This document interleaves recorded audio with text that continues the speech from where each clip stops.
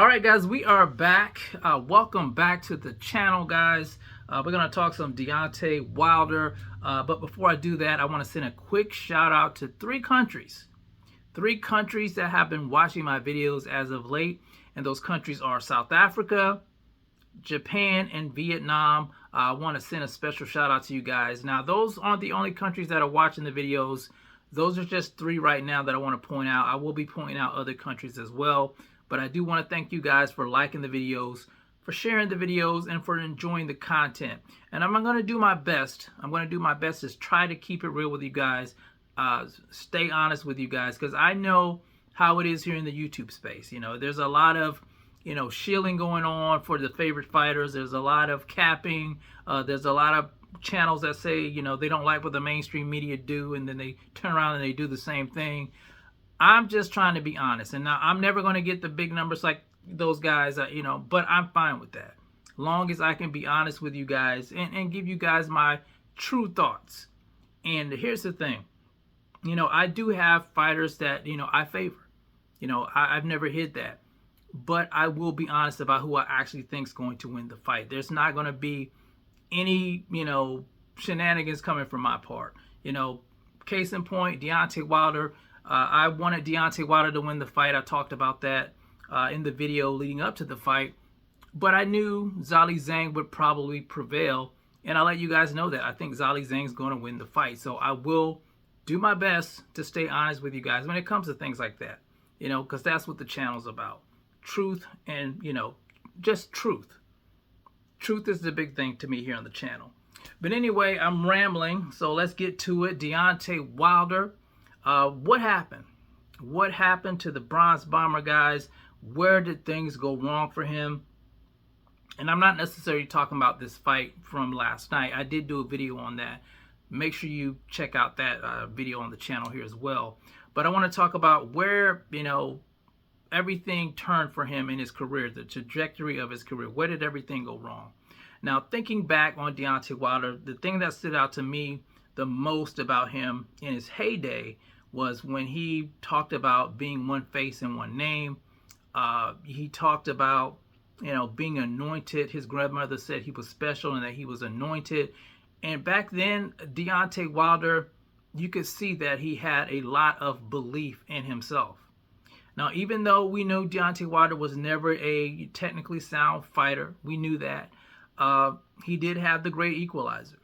And the great equalizer was that right hand. We always used to talk about how Deontay Wilder had vibranium in his right hand, and it led him to 10 successful title defenses despite not being, a technically sound fighter. He was an anomaly, and he played the part well. But where did it go wrong? Where did he go from having, this confidence in himself to being, a shell of himself, I would say. And I think, the unraveling of the Bronze Bomber started when he gave an opportunity to Tyson, the Gypsy King Fury. That's when everything changed for him. He didn't know it at the time. We didn't know it at the time. But his whole career was going to take a trajectory downward, a downward spiral happening to Deontay Wilder. And let me say this.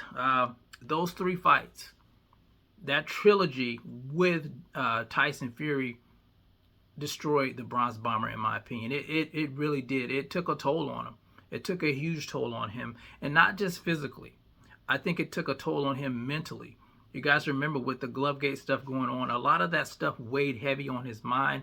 A lot of that stuff weighed heavy on his heart, as well as the physical attributes of 3 wars with Tyson Fury. We could see him changing.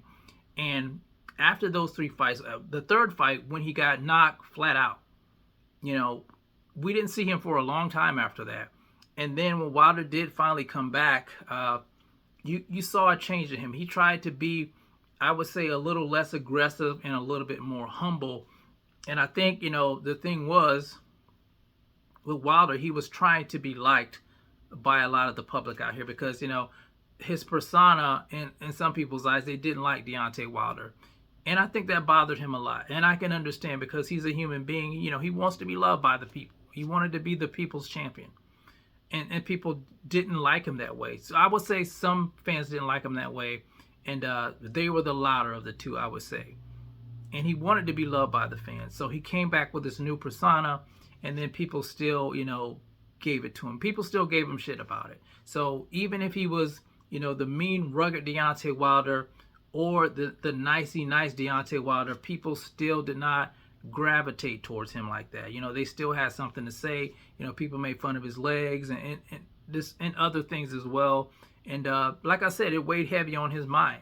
Even though he may not admit it, I think it did. But I think that Tyson Fury trilogy really did unravel the Bronze Bomber.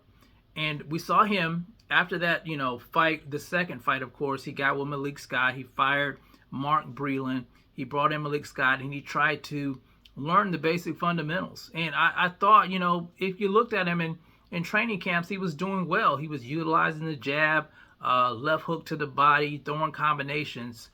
But the old saying goes, when you start late, like a guy like Deontay Wilder, when you've been so used to winning fights a certain way, and he was winning them with his right hand, not really being technically sound, when you get back in that ring, when you learn all these new things, a lot of times you're going to revert back to what you normally do.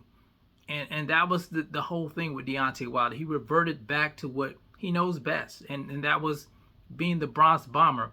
But the only thing that was lacking was his, I would say, his